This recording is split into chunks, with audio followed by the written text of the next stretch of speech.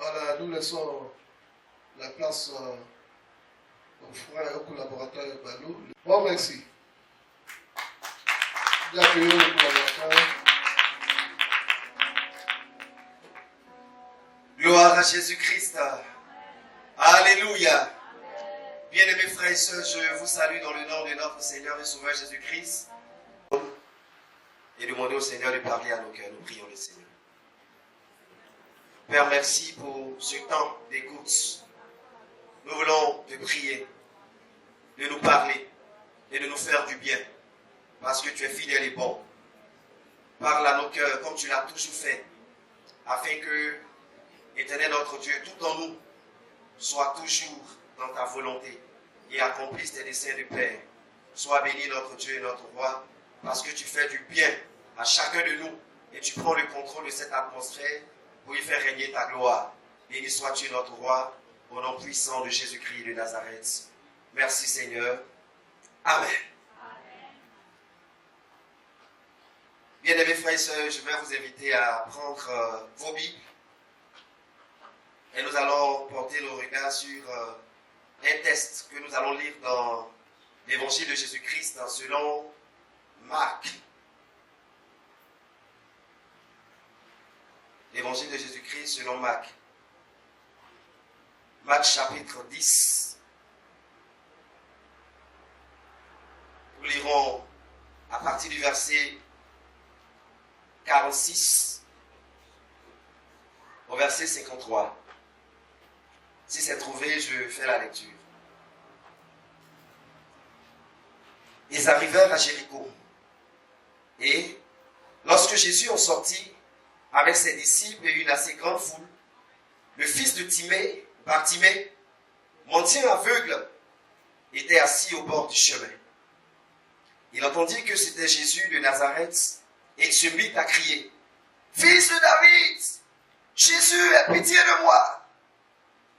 Plusieurs le reprenaient pour le faire taire, mais il criait beaucoup plus fort: « Fils de David, aie pitié de moi !» Jésus s'arrêta et dit: « Appelez-le. » Ils appelèrent l'aveugle en lui disant: « Prends courage, lève-toi, il t'appelle. » L'aveugle jeta son manteau et, se levant d'un bond, vint vers Jésus. Jésus, prenant la parole, lui dit: « Que veux-tu que je te fasse ?» « Rabboni, lui répondit l'aveugle, que je recouvre la vue. » Et Jésus lui dit: « Va, ta foi t'a sauvé. » Aussitôt, il recouvra la vue et suivit Jésus dans le chemin. Amen. Bien-aimés frères et sœurs, ce texte, c'est un texte auquel nous sommes habitués et plusieurs prédications passent là-dessus. Ce qui est important et intéressant dans la parole de Dieu, c'est que le même texte peut nous fournir, en fonction des circonstances et des réalités, différents enseignements utiles pour nourrir notre foi, utiles pour construire notre foi en Jésus-Christ. Et ce matin, nous allons le regarder autrement. Alléluia. Alors, il s'agit donc de cette histoire merveilleuse que nous connaissons, de Jésus-Christ de Nazareth, selon que Marc nous rapporte dans son évangile, après donc avoir échangé avec ses disciples sur la question de ce jeune homme riche et autres sujets que Jésus a traités. On arrive à ce chapitre où Jésus, se déplaçant avec ses disciples, se retrouve à Jéricho. Et à Jéricho, cette journée-là va se produire quelque chose de glorieux et de merveilleux dans la vie de quelqu'un qui, apparemment, dans la société, n'avait pas de position, n'avait pas de nom, et certainement était au plus bas de la société, était à l'échelle la plus basse. Alléluia. Il s'agit de la vie d'un mendiant. Il s'agit de la vie de quelqu'un qui est malade, un aveugle, et qui est mendiant, et qui donc était assis au bord du chemin. Il a entendu dire que Jésus était à Jéricho, et que là où il se trouvait là, lui, il avait la grâce de savoir que Jésus était de passage par là. Donc, comme il est aveugle et qu'il ne voit pas, c'est certainement avec les bruits et les paroles de ceux qui sont en train de passer, on se rend compte que la foule qui est en train de passer, les cris qu'on entend, les paroles qui se disent à l'intérieur, certainement, c'est ce Jésus-là qui est arrivé. Alléluia. Donc, quand il a su que c'est Jésus de Nazareth qui était de passage, la Bible dit, il n'a pas fait autre chose. Tout ce qu'il a commencé à faire tout de suite, c'est commencer à crier et il a commencé à crier. En criant, il a appelé Jésus. Il a dit, Jésus, fils de David, aie pitié de moi. Alléluia. Regardez dans la démarche de Bartimée, il y a un détail qui est très important. Bartimée, ayant appris que c'est Jésus, tout de suite, appelle Jésus. Et pendant qu'il appelle Jésus, il donne une précision sur Jésus lui-même. Alléluia. Imaginez qu'un instant, tu es là comme ça, et puis on t'appelle, on dit, comment dirais-je, Afoué Grâce, fille de Monsieur Kwasi, petite fille de ton, quand tu entends ça, tu sais que celui qui a commencé à citer tes parents et tes grands-parents doit certainement savoir quelque chose sur ta vie. Alléluia. Alors Bartimée dit, Jésus, fils de David, aie pitié de moi. Dans fils de David, Bartimée est en train de reconnaître, parce qu'ils savent, eux les Juifs, que de David devait naître un rejeton. Alléluia. Et celui qui devait sortir de David, c'est le Messie. Et ils savent, et Bartimée sait que le Messie qui vient, il vient avec une feuille de route. Laquelle feuille de route nous a été déroulée dans Ésaïe, et Jésus lui-même l'a déroulée dans Luc chapitre 4, verset 18. Il dit que l'Esprit du Seigneur est sur moi parce qu'il m'a oint pour annoncer une bonne année aux pauvres. Et dans son développement, il dit aussi que c'est pour permettre aux aveugles de recouvrir la vue. Et Bartimée était aveugle. Et il savait que celui qu'il est en train d'appeler le fils de David est le Messie. Et ce Messie-là est détenteur de quelque chose dont lui doit bénéficier. Alléluia. Parce que ce fils-là vient avec une mission, avec une feuille de route. Et dans cette feuille de route se trouve une promesse. Et cette promesse est pour Bartimée parce qu'il est aveugle. Et le Messie dit que dans sa mission, c'est pour que les aveugles recouvrent la vue qu'il est là. Donc s'il est à Jéricho, simplement Bartimée, je dois recouvrir la vue. C'est pourquoi, lorsque Bartimée a commencé à crier, la Bible dit au verset 48 que plusieurs le reprenaient pour le faire taire. Plusieurs ont essayé de l'empêcher de parler même. C'est-à-dire qu'il a commencé à faire, on dit, toi, c'est qu'on lui dit, tu fais toujours quand les autorités viennent et puis tu cries leur nom là. Oh, on ne fait pas t'entendre. Allez, tais-toi. Et l'autre dit, chut. Alléluia. Bartimée ne s'est pas laissé distraire. Bartimée est resté concentré sur son objectif.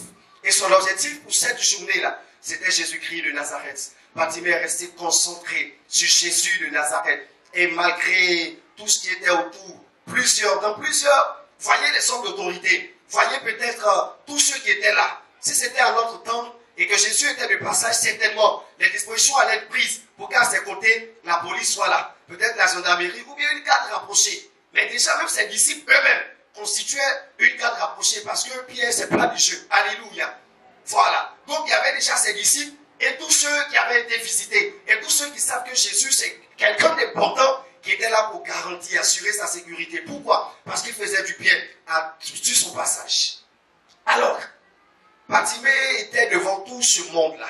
Les autorités, les gens viennent et tout ça. Bartimée ne s'est pas laissé distraire par les circonstances présentes. Il ne s'est pas laissé distraire par la réalité présente. Il ne s'est pas laissé distraire par ce que ses yeux voyaient et par ce qu'il entendait. Il avait un objectif. Il est resté concentré sur son objectif jusqu'à obtenir qu'une cause.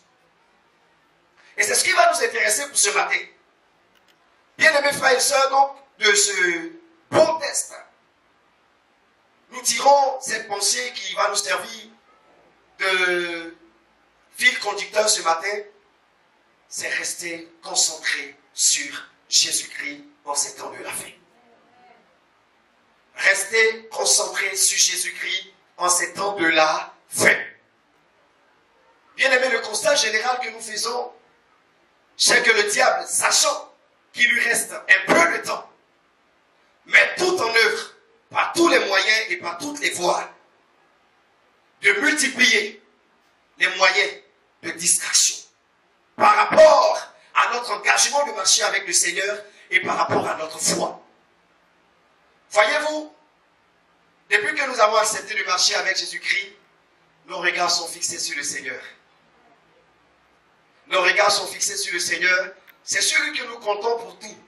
Et nous nous attendons à lui pour cette phase finale de nous retrouver auprès du Père.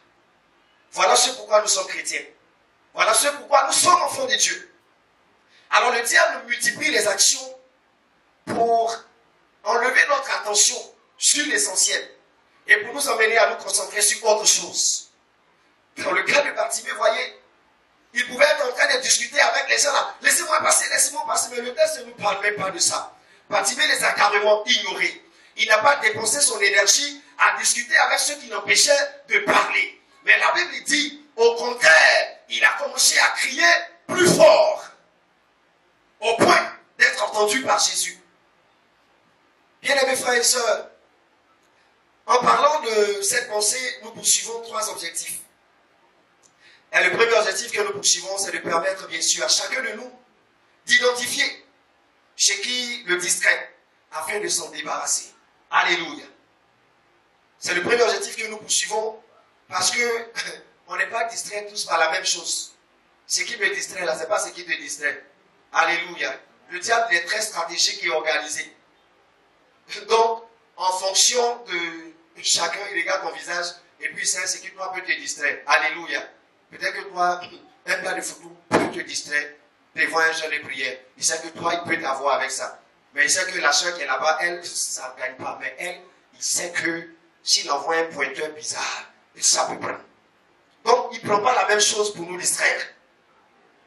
Il sait que toi, tu es engagé. Que, à fait de tout ça, tu n'es pas dedans. Mais à cause du fait que tu as atteint le travail, il sait que si tu te présentes une situation de corruption, tu n'es pas loin de céder. Donc, il positionne ça. C'est pourquoi je dis, ce n'est pas la même chose qui nous distrait. Alléluia. Bien-aimés frères et sœurs, donc comme j'ai dit, le premier objectif que nous poursuivons, c'est de permettre à chacun d'identifier ce qui le distrait afin de s'en débarrasser. Le deuxième objectif que nous poursuivons, c'est de montrer l'importance d'avoir les regards fixés sur le Seigneur Jésus-Christ. Pourquoi est-il si important de rester concentré sur Jésus en ces temps de la fin? Et le dernier, troisième objectif que nous poursuivons, bien aimés, c'est bien sûr fournir quelques moyens efficaces pour rester concentré sur la personne de Jésus-Christ en ces temps de la fin. Si tout le monde se dit c'est pas possible de vivre une foi authentique, c'est pas possible d'avoir les regards fixés sur Jésus en ces temps de la fin, avec tout ce qu'on voit, si tu arrives à faire ce que tu n'es pas normal, c'est possible, bien aimés frères et sœurs. Alléluia. Si nous avons à notre disposition et si nous savons utiliser de façon efficace ces moyens que par la grâce de Dieu nous allons découvrir, que nous connaissons certainement déjà, nous verrons que c'est possible en ces temps les derniers d'avoir les regards fixés sur le Seigneur. Alors pour le faire, bien aimés frères et sœurs, nous allons rapidement répondre à cette grande préoccupation d'Israël. Comme je l'évoquais tout à l'heure, quelques éléments, on ne pourra pas tous les citer ce soir et ce matin ici, parce qu'il y en a plusieurs.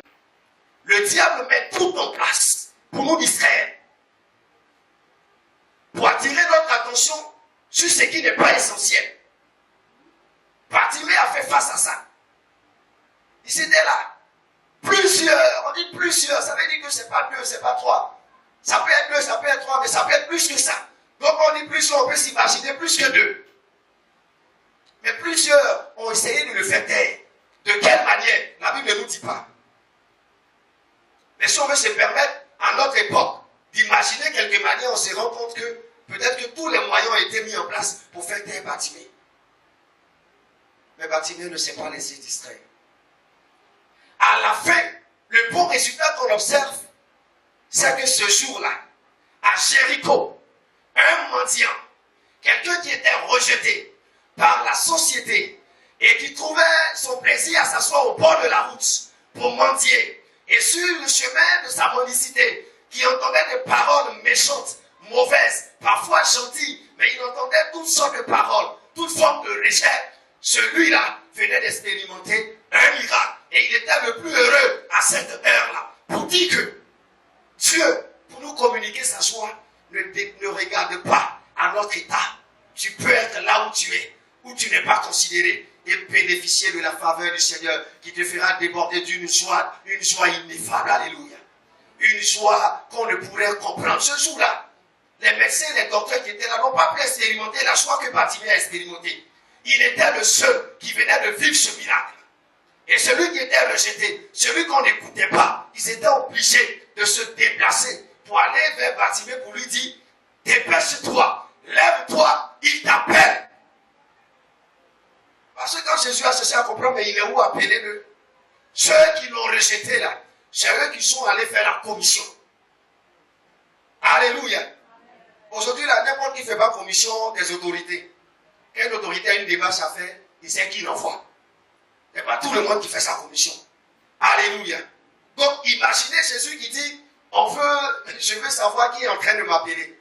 Certainement, les disciples de taille se sont mis en mouvement pour aller vers Bartimée. Les autorités se sont mis en place pour aller vers Bartimée pour lui dire, le maître t'appelle. Et si c'était à notre époque, les moyens de déplacement allaient être mis à sa disposition. Mais à leur époque, il n'y avait pas ça. Ce qu'on pouvait faire, peut-être c'est de le soulever.